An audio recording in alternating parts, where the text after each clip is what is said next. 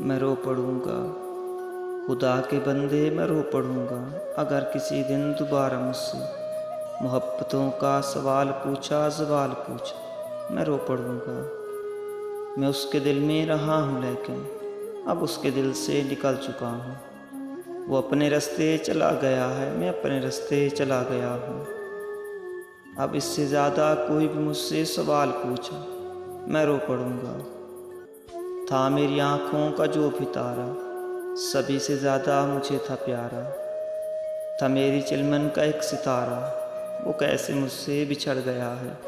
कमाल पूछा, मैं रो पड़ूंगा। खुदारा अब है मेरी चाहत, वो चाहे मुझसे बिछड़ गया है।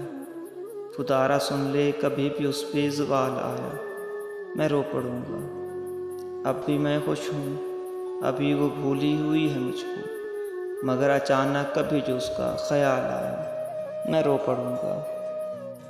उसके होंठों की मुस्कुराहट, उसके चेहरे की रोशनी पर कभी खुदाया जो इन अंधेरों का जाल आया, मैं रो पड़ूंगा।